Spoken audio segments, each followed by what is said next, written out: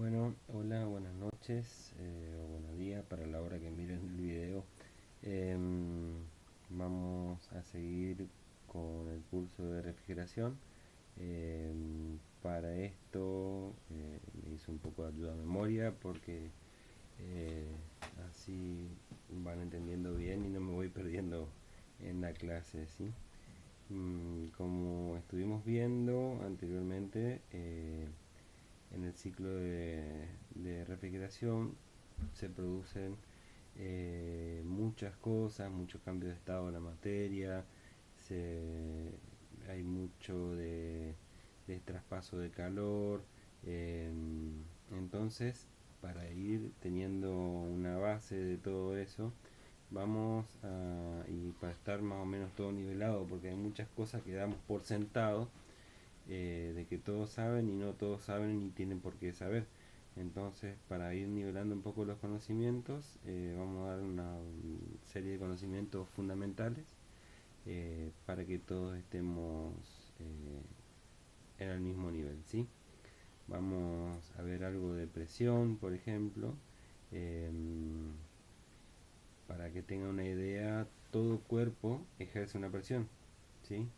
Eh, Cuerpo o sustancia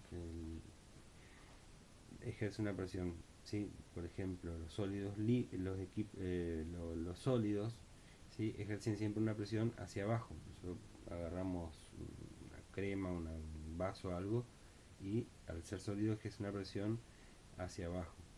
En cambio, las sustancias que son líquidas, la presión la ejercen hacia abajo y hacia los lados, ¿sí? Ocupando el recinto que los contenga. Entonces la presión hacia abajo y hacia los lados, ejerciendo el mismo tipo de presión para todos lados, ¿sí?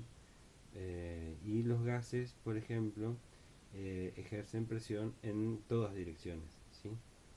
El planeta Tierra, por ejemplo, tiene una atmósfera, ¿sí? Esta atmósfera es una capa de aire que ejerce cierta presión sobre la superficie terrestre, ¿sí? La base sobre la Tierra, ¿sí? Este, mm, esta presión normalmente nosotros escuchamos llamarla, eh, que se mide en milímetros de mercurio, ¿sí? Estos milímetros de mercurio es una equivalencia en una cubeta con mercurio. eh, es equivalente a la presión de lo que sería todo el alto, el largo de la atmósfera, ¿sí? Sobre un centímetro cuadrado sobre la Tierra. Este, Como en el curso vamos a trabajar con gases, ¿sí? Eh, la medida de presión, la medida de presión que vamos a tomar va a ser la medida de presión dentro de los recipientes donde se encuentren este tipo de gases. Y para medir estas presiones no la vamos a medir en milímetros de mercurio ni atmósferas, o por ahí sí en atmósferas, pero vamos a medir con unos aparatos que se llaman manómetros, ¿sí? Eh, Estos manómetros tienen una cierta escala de presiones, ¿sí? Pero todas tienen un cero, que es de donde arrancan. Este cero siempre es igual a la presión atmosférica.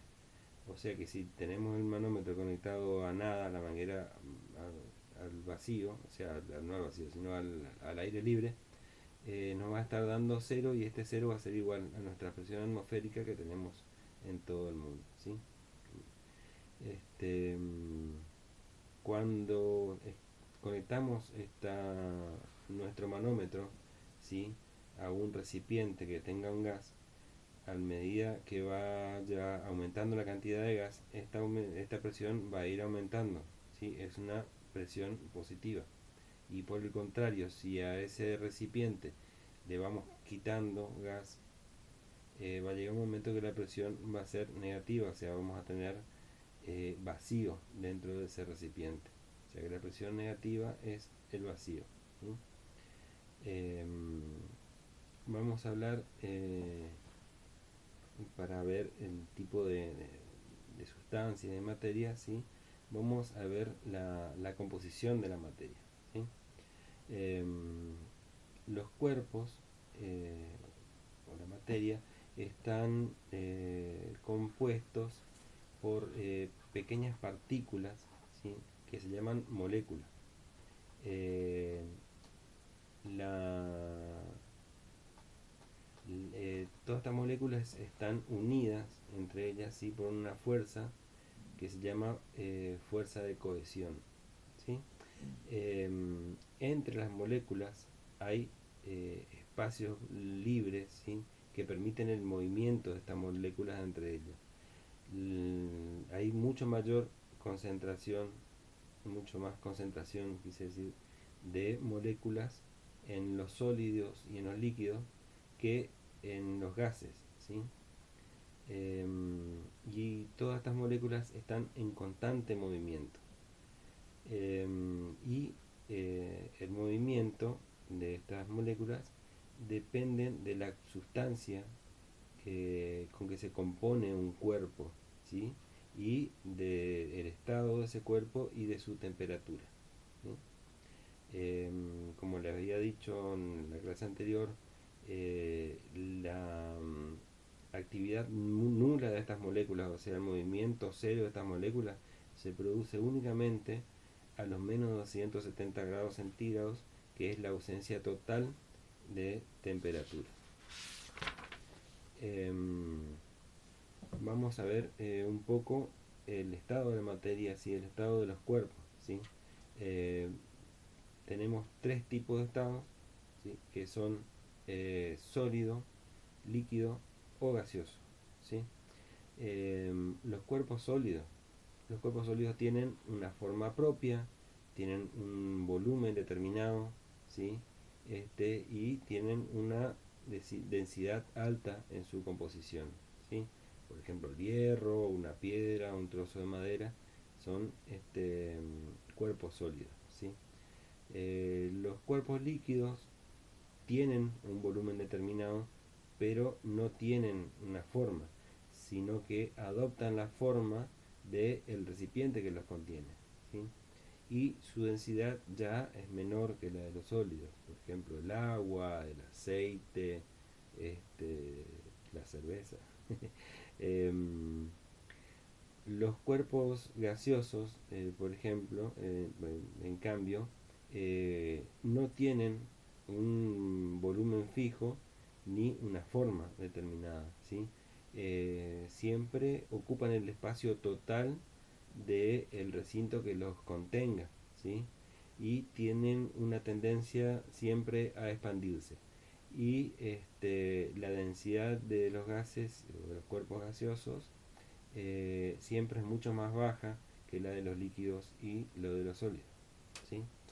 Este, Todos los cuerpos tienen un cambio de estado. Entonces vamos a ver un poco el cambio de estado de los cuerpos, ¿sí? Eh, los cuerpos cambian su estado físico, ¿sí? De sólido, gaseoso o líquido, calentándolos o enfriándolos, ¿sí? O sea, subiéndoles o bajándoles la temperatura, ¿sí? O otras clases de procesos o tratamientos, como por ejemplo lo había explicado dentro del compresor, ¿sí? Que la compresión hace que ciertos componentes pasen de estado gaseoso a estado líquido, ¿sí? Mayormente estos cambios de estado se producen por absorción de calor o por desprendimiento de calor. Cuando es por absorción pero se llama progresivo, y cuando es por desprendimiento de calor se llama regresivo, ¿sí? Em, Cuando se produce un cambio de estado en una sustancia, una materia, en un cuerpo, em, la temperatura, aunque parezca raro, permanece invariable. Y a esto se le llama calor latente. O sea que, por ejemplo, agregándole calor al agua en el momento que se está pasando de estado líquido a estado gaseoso, o sea, cuando está hirviendo, la temperatura del agua se mantiene constante, que son 100 grados centígrados. ¿Sí? Por más que le agreguemos más cantidad de calor, eh, la temperatura en el punto exacto del cambio de estado siempre es constante. ¿Sí? El cambio de estado, en este momento estamos hablando de la evaporación, pero el cambio de estado también se produce de gas a líquido, de líquido a sólido y de sólido a líquido y de sólido a gas. ¿Sí? Vamos a ver todos estos tipos de cambio de estado. ¿Sí? Por ejemplo, la vaporización es lo que estaba hablando recién. Es cuando se pasa de líquido a gas. Si nosotros le agregamos, hacemos un calentamiento en el agua, producimos calor con fuego o con cualquier método que podamos entregarle calor al agua, lo que se produce es la vaporización. Se produce vapor en toda la masa del agua, arriba, abajo, en el medio, en toda la parte de la masa se produce la ebullición que decanta en la vaporización. ¿Sí?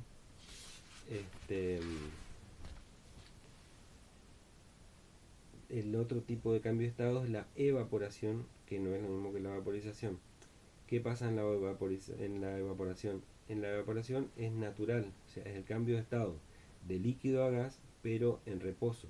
Por ejemplo, si tenemos un recipiente con agua, en la superficie del agua, las moléculas dentro del agua se mueven tan rápidamente que por ahí rompen la fuerza de la superficie y pasan de estado líquido a gaseoso automáticamente.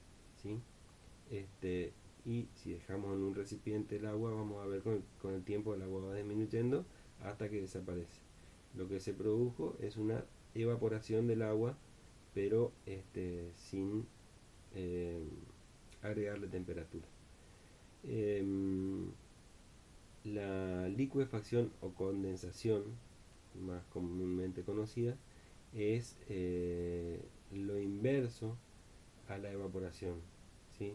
Si por ejemplo nosotros pusiéramos una tapa que no selle el contenedor de agua, sino que esté un poco más elevada, vamos a ver que esas moléculas, de la misma forma que vencen eh, la superficie del agua y se liberan en forma de gas, al encontrar o chocar contra algo se van a ir juntando una molécula con otra y van a ir formando pequeñas gotitas hasta que van a formar charquitos de agua. ¿Sí? Y eso es, es la condensación, ¿sí? del agua, y ahí está pasando de gas a líquido nuevamente, a la inversa de lo que pasaba en la evaporación. El otro cambio de estado, por ejemplo, es la fusión. ¿Sí? La fusión, hablamos cuando se pasa de estado sólido a estado líquido. Por ejemplo, si agarramos un trozo de cera o una vela, ¿sí? Entregamos calor y lo que hacemos es que el sólido se licúe y pasa a estado líquido. ¿Sí? La inversa de la fusión es la solidificación. ¿Sí? Es cuando el líquido o la materia pasa de estado líquido a estado sólido. Por ejemplo, el ejemplo más claro es el agua. ¿Sí? Cuando la ponemos a muy bajas temperaturas, o temperaturas menores de cero, lo que hace es pasar de estado líquido a estado sólido, formando lo que conocemos como hielo. ¿Sí? Otro cambio de estado es la sublimación. La sublimación es cuando se pasa de estado sólido a estado gaseoso directamente sin pasar por el estado líquido. Por ejemplo, el alcanfor o la naftalina, si nosotros dejamos en una superficie en el ambiente, sin que esté cubierto o tapado, esto se va a ir volatilizando. ¿Sí? Se va a pasar de sólido a gaseoso directamente. Otro ejemplo es, por ejemplo, el vapor de sublimación, que es, ustedes lo conocen, pero no saben, que es, por ejemplo, cuando abren la puerta de un freezer, ¿sí? El hielo que está dentro pasa de estado sólido directamente a estado gaseoso y se ve en forma de vapor, y esto se llama vapor de sublimación, ¿sí? Para todos estos tipos de cambios dijimos que necesitamos entregar o quitar calor, ¿sí? O sea, necesitamos aumentar o bajar la temperatura de los cuerpos para que se produzcan estos cambios de estado. El calor y temperatura no son iguales, ya vamos a ir viendo por qué, ¿sí? Em, el calor se produce por el rozamiento interno de las moléculas, ¿sí? A mayor movimiento y mayor rozamiento tenemos más temperatura, ¿sí? Pero el calor es una forma de energía, ¿sí? Este, y esta energía puede transformarse, por ejemplo, en energía mecánica, ¿sí? Y la temperatura, ¿sí? Es la velocidad de ese movimiento molecular, ¿sí? El número de moléculas que se mueven en la masa de una sustancia es igual a la cantidad de calor que hay en ella, ¿sí? Este, entonces, quedamos de acuerdo que el calor y temperatura no son lo mismo, ¿sí? Eh, Al agregar calor a una sustancia, lo que producimos es un aumento en la temperatura. Y al quitar calor a una sustancia, producimos una reducción en la temperatura. Eh, la temperatura, entonces, eh, pasa a ser una medición, ¿sí? Y la temperatura se mide con termómetros, y hay varias escalas, está el grado Fahrenheit, grados centígrados, ¿sí? Nosotros vamos a usar la escala de los centígrados, que es la más común para refrigeración, ¿sí? Este, entonces, básicamente el calor es energía y la temperatura es medición. Eh, la escala centígrada, ¿sí? Que es la más empleada, eh, nace, o por lo menos tiene como punto de partida el cero, ¿sí? Y el cero en la escala centígrada es la temperatura de congelación del agua. Y el 100 en la misma escala es la temperatura de ebullición del agua. Si agarramos esta escala y la partimos en 100 partes iguales, ¿sí? La distancia entre cada punto de esas 100 partes iguales nos va a dar 1 grado centígrado. O sea, cada segmento de esa separación es igual a 1 grado centígrado, ¿sí? Este, las calorías, ¿sí? Eh, la caloría es la cantidad de, eh, de calor, o sea, hablando del calor como energía, ¿sí? Una caloría es la cantidad de calor necesaria que hay que agregarle a 1 kilo de agua para que ésta varíe su temperatura en 1 grado centígrado, ¿sí? Para que aumente su temperatura en 1 grado centígrado. Esto es una caloría, ¿sí? Y una frigoría, en cambio, es lo inverso. Simplemente es la cantidad de calor que se le debe quitar a 1 kilo de agua para que esta masa reduzca en 1 grado centígrado su temperatura, ¿sí? Para que baje 1 grado centígrado.